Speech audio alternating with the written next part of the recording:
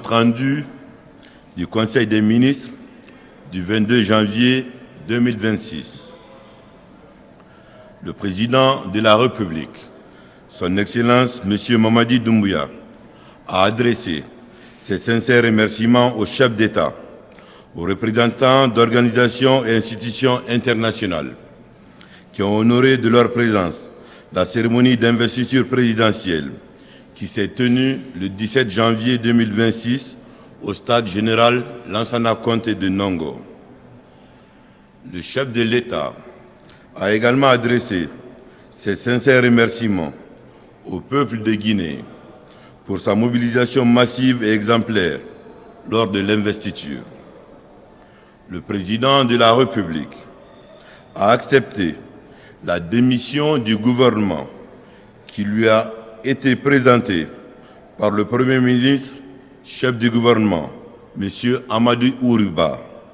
Il a indiqué que, conformément aux usages républicains, cette démission permet de marquer un nouveau départ après l'élection présidentielle du 28 décembre 2025, qui s'est déroulée dans le calme et dans une ambiance festive. Il a profité de l'occasion pour féliciter le Premier ministre ainsi que l'ensemble du gouvernement pour les différentes responsabilités et missions qu'ils ont exercées au service de la nation. Il a précisé que ces responsabilités sont un honneur et surtout un engagement au service du peuple de Guinée. Le chef de l'État, Son Excellence M. Mamadi Doumbouya, a ensuite informé le gouvernement démissionnaire que, conformément à la Constitution de notre pays, il signera aujourd'hui 2 décrets.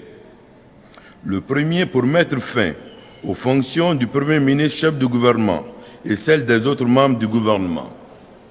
Et le second pour charger le ministre directeur de cabinet de la primature, le directeur de cabinet du ministère de la Défense nationale, les secrétaires généraux des ministères et les secrétaires généraux adjoints du gouvernement et des affaires religieuses d'expédier les affaires courantes en attendant la nomination d'un nouveau gouvernement.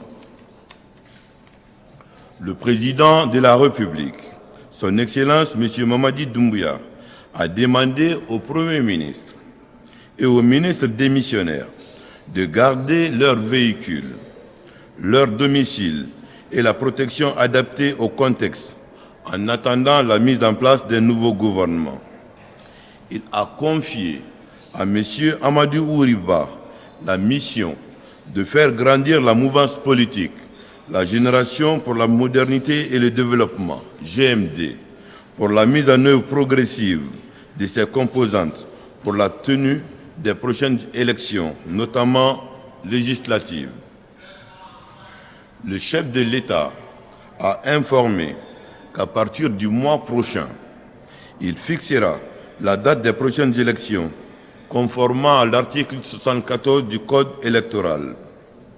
Enfin, le président de la République a invité le Conseil national de la transition de bien vouloir accélérer l'élaboration et l'adoption des autres lois organiques restantes pour assurer le fonctionnement normal des institutions et de l'État.